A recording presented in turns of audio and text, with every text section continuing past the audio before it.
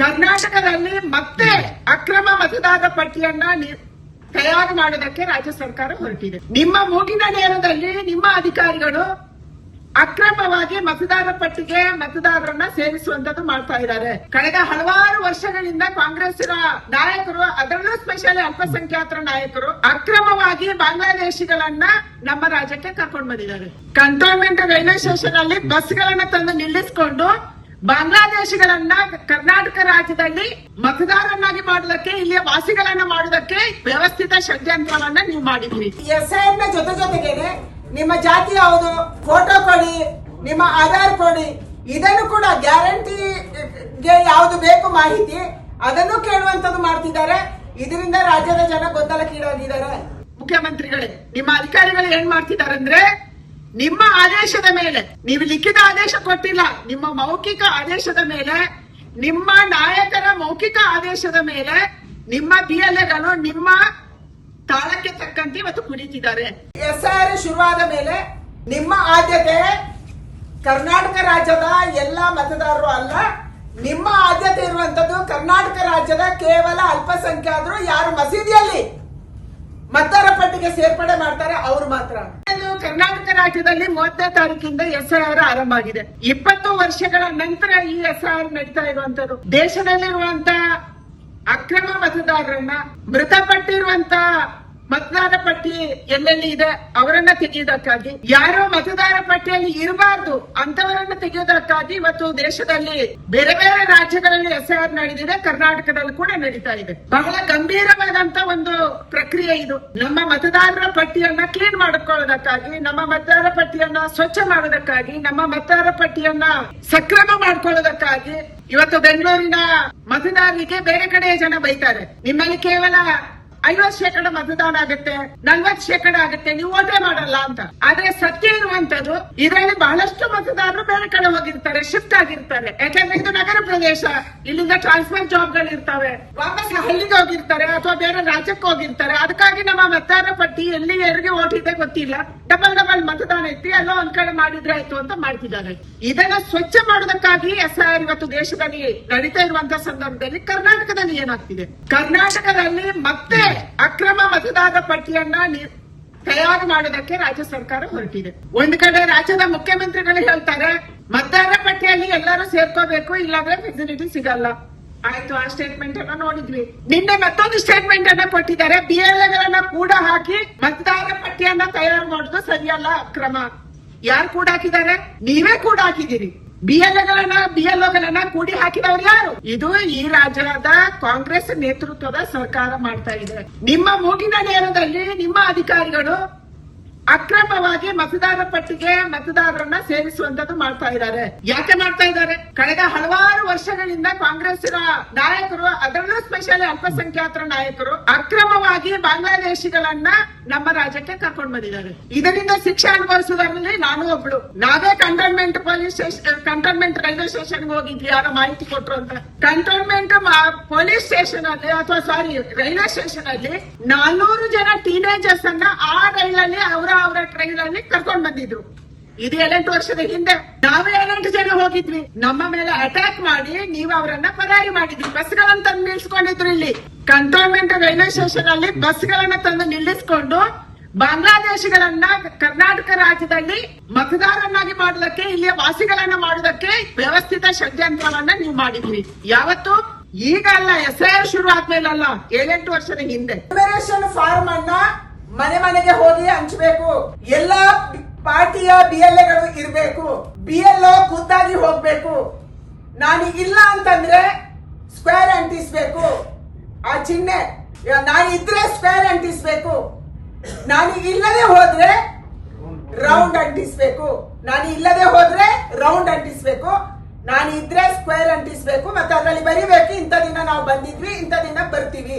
ಆದ್ರೆ ಇದೆಲ್ಲದರೂ ಕೂಡ ಉಲ್ಲಂಘನೆ ಮಾಡ್ತಾ ಇದೀವಿ. ಯಾವುದನ್ನ ಚುನಾವಣಾ ಆಯೋಗ ಇವತ್ತು ಸೂಚನೆ ಕೊಟ್ಟಿದೆ ಮತ್ತು ನೀವೇ ಚುನಾವಣಾ ಆಯೋಗ ಅಡ್ವರ್ಟೈಸ್ಮೆಂಟ್ ಅಲ್ಲಿ ಕೊಟ್ಟಿದೆ. ಇದನ್ನ ಎಲ್ಲವನ್ನ ಕೂಡ ನೀವು ಉಲ್ಲಂಘನೆ ಮಾಡ್ತಾ ಇದ್ದೀರಿ. ಏನು ಅಡ್ವರ್ಟೈಸ್ಮೆಂಟ್ ಇದೆ ಅದರ ಉಲ್ಲಂಘನೆ ಆಗ್ತಾ ಇದೆ. ಎಸ್ಐಆರ್ ಮಾಡುವಂತ ಸಂದರ್ಭದಲ್ಲಿ ಬೇರೆ ಯಾವುದೇ ಮಾಹಿತಿಯನ್ನು ಕೇಳಂಗಿಲ್ಲ, ಯಾವುದೇ ಸರ್ವೆಯನ್ನು ಮಾಡುವಂಗಿಲ್ಲ. ಆದ್ರೆ ರಾಜ್ಯ ಸರ್ಕಾರ ಗ್ಯಾರಂಟಿಯನ್ನು ಕೊಡೋದ್ರಲ್ಲಿ ವಿಫಲ ಆಗ್ತಾ ಇದೆ. ಇವರು ಫೈನಾನ್ಷಿಯಲಿ ಪೂರ್ತಿ ಬರ್ಬಾದ್ ಆಗ್ತಾ ಇದ್ದಾರೆ, ಹಾಳಾಗ್ತಿದ್ದಾರೆ. ಅದರ ಸಲುವಾಗಿ SIR ನ ಜೊತೆಗೇನೆ ನಿಮ್ಮ ಜಾತಿ ಯಾವುದು, ಫೋಟೋ ಕೊಡಿ, ನಿಮ್ಮ ಆಧಾರ್ ಕೊಡಿ, ಇದನ್ನು ಕೂಡ ಗ್ಯಾರಂಟಿಗೆ ಯಾವುದು ಬೇಕು ಮಾಹಿತಿ ಅದನ್ನು ಕೇಳುವಂತದ್ದು ಮಾಡ್ತಿದ್ದಾರೆ. ಇದರಿಂದ ರಾಜ್ಯದ ಜನ ಗೊಂದಲಕ್ಕೀಡಾಗಿದ್ದಾರೆ. ನಿಮ್ಮ ಗ್ಯಾರಂಟಿ ಇಂಪ್ಲಿಮೆಂಟೇಷನ್ ಏನೋ ಫೇಲ್ಯೂರ್ ಆಗಿದೆ, ಅದನ್ನ ತೋರಿಸ್ಕೊಳ್ಳಕ್ಕೆ, ಅದನ್ನು ಮುಚ್ಚಾಕೊಳ್ಳಕ್ಕೆ ಮತ್ತೆ ಇಲ್ಲಿ ಗೊಂದಲವನ್ನ ಸೃಷ್ಟಿ ಮಾಡ್ತಾ ಇದ್ದೀರಿ. ಅದಕ್ಕೆ SIR ನ ಜೊತೆ ಗ್ಯಾರಂಟಿಗೆ ಸಂಬಂಧಪಟ್ಟಂತ ಯಾವುದೇ ಪ್ರಶ್ನೆಯನ್ನ ಕೇಳಬಾರ್ದು, ಇದು ನಮ್ಮ ಆಗ್ರಹ ಇದೆ. ಬಿಹಾರ ಮತ್ತು ವೆಸ್ಟ್ ಬೆಂಗಾಲ್ ಚುನಾವಣೆ ಆದ ಮೇಲೆ ಅಲ್ಲಿಂದ SIR ಆದ ತಕ್ಷಣ ಮತ್ತು ಅಲ್ಲಿ ಹೊಸ ಸರ್ಕಾರಗಳು ಬಂದ ಮೇಲೆ ಅಲ್ಲಿಂದ ಬಾಂಗ್ಲಾದೇಶಗಳು ಓಡ್ ಬಂದಿದ್ದಾರೆ. ಎಲ್ಲೋ ಓಡೋಗಿದ್ದಾರೆ. ಅದಕ್ಕೆ ನೀವು ಕರ್ನಾಟಕದಲ್ಲಿ ಆಶ್ರಯ ಕೊಟ್ರಿ. ಕರ್ನಾಟಕದಲ್ಲಿ ನೀವು ಆಶ್ರಯ ಕೊಟ್ಟಿರುವ ಕಾರಣಕ್ಕಾಗಿ ಸಾವಿರಾರು ಜನ ಬಾಂಗ್ಲಾದೇಶಿಗಳು ಕರ್ನಾಟಕಕ್ಕೆ ಬಂದಿದ್ದಾರೆ. ಹಲವಾರು ಜನ ಸಿಕ್ಕಿ ಬಿದ್ದಿದ್ದಾರೆ. ಮಾಧ್ಯಮದಲ್ಲಿ ನೀವು ತೋರಿಸಿದ್ದೀರಿ, ರಾಜ್ಯದ ಜನನು ನೋಡಿದ್ದಾರೆ, ಸೋಷಿಯಲ್ ಮೀಡಿಯಾದಲ್ಲೂ ಓಡ್ತಿದೆ. ಇದನ್ನ ಸಕ್ರಮ ಮಾಡಕ್ಕೆ ಇವತ್ತು ನೀವು ಹೊರಟಿದ್ದೀರಿ ಮುಖ್ಯಮಂತ್ರಿಗಳೇ. ನಿಮ್ಮ ಅಧಿಕಾರಿಗಳು ಏನ್ ಮಾಡ್ತಿದ್ದಾರೆ ಅಂದ್ರೆ, ನಿಮ್ಮ ಆದೇಶದ ಮೇಲೆ, ನೀವು ಲಿಖಿತ ಆದೇಶ ಕೊಟ್ಟಿಲ್ಲ, ನಿಮ್ಮ ಮೌಖಿಕ ಆದೇಶದ ಮೇಲೆ, ನಿಮ್ಮ ನಾಯಕರ ಮೌಖಿಕ ಆದೇಶದ ಮೇಲೆ ನಿಮ್ಮ BLAಗಳು ನಿಮ್ಮ ತಾಳಕ್ಕೆ ತಕ್ಕಂತೆ ಇವತ್ತು ಕುಣಿತಿದ್ದಾರೆ. ಇವತ್ತು ಕೇಂದ್ರ ಚುನಾವಣಾ ಆಯೋಗಕ್ಕೆ ನಾನು 2 ಪತ್ರಗಳನ್ನ ಬರೆದಿದ್ದೀನಿ. ಕೇಂದ್ರ ಚುನಾವಣಾಧಿಕಾರಿ ಕರ್ನಾಟಕ ರಾಜ್ಯದ SIRನಲ್ಲಿ 2 ವಿಷಯಗಳನ್ನ ಅತ್ಯಂತ ಗಂಭೀರವಾಗಿ ಪರಿಗಣಿಸಬೇಕು ಅನ್ನುವಂತ ವಿನಂತಿಯನ್ನು ನಾನು ಮಾಡಿದ್ದೀನಿ. ಒಂದೇದು, GBA ವ್ಯಾಪ್ತಿಯಲ್ಲಿ 27 ವಾರ್ಡ್ಗಳಲ್ಲಿ 2 SIR ನಡೀತಾ ಇದೆ. ಮಹದೇವಪುರ ಮತ್ತು ಗಾಂಧಿನಗರಕ್ಕೆ ಸಂಬಂಧಪಟ್ಟಂತ ವ್ಯಾಪ್ತಿಯಲ್ಲಿ ಮೊನ್ನೆ 30ನೇ ತಾರೀಕು SIR ಆರಂಭ ಆದ ಮೇಲೆ ಇನ್ನೊಂದು SIR ಅನ್ನ ರಾಜ್ಯ ಚುನಾವಣಾ ಆಯೋಗ ಮಾಡ್ತಾ ಇದೆ. ಯಾಕೆ? 3 GBA ವ್ಯಾಪ್ತಿಗೆ ಈ 27 ವಾರ್ಡ್ಗಳು ಬರ್ತವೆ. 3 GBA ವ್ಯಾಪ್ತಿಗೆ ಬರುವಂತ ವೋಟರ್ ಲಿಸ್ಟ್ ಅಲ್ಲಿ ರಾಹುಲ್ ಗಾಂಧಿ ಅವರು ಅಲ್ಲೆಲ್ಲ ಕುಂತ್ಕೊಂಡು ಆರೋಪ ಮಾಡಿದ್ರು ಅನ್ನುವಂತ ಕಾರಣಕ್ಕಾಗಿ ಅವರಿಗೆ ತೃಪ್ತಿಪಡಿಸೋದಕ್ಕಾಗಿ ಕೇಂದ್ರ ಚುನಾವಣಾ ಆಯೋಗ SIR ಅನ್ನು ನಡೆಸ್ತಾ ಇರುವಂತ ಸಂದರ್ಭದಲ್ಲಿ ರಾಜ್ಯ ಚುನಾವಣಾ ಆಯೋಗದಿಂದ ಗೊಂದಲ ಸೃಷ್ಟಿ ಮಾಡೋದಕ್ಕಾಗಿ, ಮಿಸ್ಗೈಡ್ ಮಾಡೋದಕ್ಕಾಗಿ, ದಾರಿ ತಪ್ಪಿಸುವುದಕ್ಕಾಗಿ ಈ 3 GBA ವ್ಯಾಪ್ತಿಯಲ್ಲಿ ಪ್ಯಾರಲಲ್ ಆಗಿ ಇನ್ನೊಂದು SIR ಅನ್ನ ರಾಜ್ಯ ಸರ್ಕಾರ ನಡೆಸಕ್ಕೆ ಹೊರಟಿದೆ ಮತ್ತು ನಡೀತಾ ಇದೆ. ಇದನ್ನ ತಕ್ಷಣ ನಿಲ್ಲಿಸಬೇಕು, ಇದರ ಬಗ್ಗೆ ಗಮನ ಕೊಡಬೇಕು ಅನ್ನುವಂತ ಪತ್ರವನ್ನು ನಾನು ಇವತ್ತು ಬರೆದಿದ್ದೀನಿ.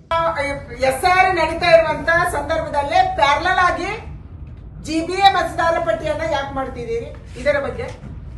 ಇನ್ನೊಂದು, ಚುನಾವಣೆ ಇಲ್ಲಿ SIR ಶುರುವಾದ ಮೇಲೆ ನಿಮ್ಮ ಆದ್ಯತೆ ಕರ್ನಾಟಕ ರಾಜ್ಯದ ಎಲ್ಲ ಮತದಾರರು ಅಲ್ಲ, ನಿಮ್ಮ ಆದ್ಯತೆ ಇರುವಂತದ್ದು ಕರ್ನಾಟಕ ರಾಜ್ಯದ ಕೇವಲ ಅಲ್ಪಸಂಖ್ಯಾತರು ಯಾರು ಮಸೀದಿಯಲ್ಲಿ ಮತದಾರ ಪಟ್ಟಿಗೆ ಸೇರ್ಪಡೆ ಮಾಡ್ತಾರೆ ಅವರು ಮಾತ್ರ. ಇದು ಇದನ್ನ ನಮ್ಗೆ ತೋರಿಸ್ತಾ ಇದೆ.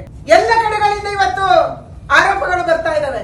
ಮುಖ್ಯಮಂತ್ರಿಗಳು ಏನ್ ಮಾಡಕ್ ಹೊರಟಿದ್ದೀರಿ? ನೀವು ಮುಖ್ಯಮಂತ್ರಿ ಆಗಿದ್ದೀರಿ, ನೀವು ಗೆಲ್ಬೇಕನ್ನುವಂತ ಕಾರಣಕ್ಕಾಗಿ ಅಕ್ರಮವಾಗಿ ಇದನ್ನು ಸೇರ್ಸಕ್ ಹೊರಟಿದ್ದೀರಿ. GBA ಚುನಾವಣೆ ಇದರ ಆಧಾರದಲ್ಲಿ ನೀವು ಮಾಡ್ತೀರಿ. ಅಕ್ರಮ ಮತದಾರ ಪಟ್ಟಿಯನ್ನ GBA ಮೊನ್ನೆ ನೀವು ಸರ್ವೆ ಮಾಡಿದ್ರಲ್ಲ, ಮತದಾರ ಪಟ್ಟಿ ಹೊಸದಾಗಿ ಮಾಡಿದ್ರೆ ಅದರಲ್ಲಿ ಮಾಡಿದ್ರಿ, ನಾವು ವಿರೋಧ ಮಾಡಿದ್ವಿ, ಆದ್ರೂ ನೀವು ಸಲ್ಲಿಕೆ ಮಾಡಿದ್ರಿ. ಎರಡನೇದು, ನನ್ನ ಆಗ್ರಹ ಇರುವಂತದ್ದು, ಯಾವ SIR ನಡೀತಿದೆ ಈ SIR ನ ಹೊಸ SIR ಮತ್ತೆ ರಿವ್ಯೂ ಆಗ್ಬೇಕು. ಚುನಾವಣಾ ಆಯೋಗ ಇದನ್ನು ಗಮನಿಸಬೇಕು.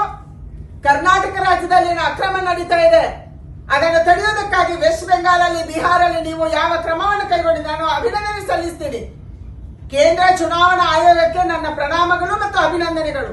ಅತ್ಯಂತ ಶುದ್ಧವಾದಂತ ಒಂದು ಮತದಾರ ಪಟ್ಟಿಯನ್ನ ನೀವು ವೆಸ್ಟ್ ಬೆಂಗಾಲಲ್ಲಿ ಮಾಡಿದ್ರಿ, ನೀವು ಬಿಹಾರದಲ್ಲಿ ಮಾಡಿದ್ರಿ, ರಾಜ್ಯದ ಬೇರೆ ಬೇರೆ ಕಡೆ, ಅದು ಕೇರಳ ಇರಬಹುದು, ಬೇರೆ ಬೇರೆ ಕಡೆ ಮಾಡಿದ್ರಿ. ಆದ್ರೂ ನೀವು ಕೇರಳದಲ್ಲಿ ಗೆದ್ದಿದ್ದೀರಿ. ಆದ್ರೆ ಕರ್ನಾಟಕ ರಾಜ್ಯದಲ್ಲಿ ಇವತ್ತು ಮುಖ್ಯಮಂತ್ರಿಗಳ ಮೂಗಿನ ನೇರದಡಿಯಲ್ಲಿ ಅವರ ಆದೇಶದಂತೆ ಅಕ್ರಮ ಮತದಾರರನ್ನ ಸೇರಿಸುವಂತದ್ದು SIR ಮೂಲಕ ನಡೀತಾ ಇದೆ. ನಮ್ಮ ಕಾರ್ಯಕ್ರಮಗಳನ್ನ ನೀವು ನೋಡ್ತಾ ಇದ್ರೆ ನಮ್ಮ ಚಾನೆಲ್ ಅನ್ನ ಸಬ್ಸ್ಕ್ರೈಬ್ ಮಾಡಿ ಪಕ್ಕದ ಬೆಲ್ ಐಕಾನ್ ಒತ್ತಿ ನಮ್ಮನ್ನ ಬೆಂಬಲಿಸಿ. ಹಾಗೆ ನಮ್ಮ ಕಾರ್ಯಕ್ರಮಗಳನ್ನ ಲೈಕ್ ಮಾಡಿ, ಕಮೆಂಟ್ ಮಾಡಿ, ಅದನ್ನ ಬೇರೆಯವರಿಗೂ ವಾಟ್ಸ್ಆಪ್ ಮೂಲಕ ಶೇರ್ ಮಾಡಿ. ನೀವು ಹೀಗೆ ಮಾಡಿದಾಗ ನಮ್ಮ ಚಾನೆಲ್ ಮತ್ತಷ್ಟು ಜನರಿಗೆ ತಲುಪಲು ನೀವು ನಮ್ಮೊಂದಿಗೆ ಸಹಕರಿಸಿದ ಹಾಗಾಗುತ್ತೆ. ಇದು ನೀವು ಯಾವುದೇ ಖರ್ಚಿಲ್ಲದೆ ಕೆಲವೇ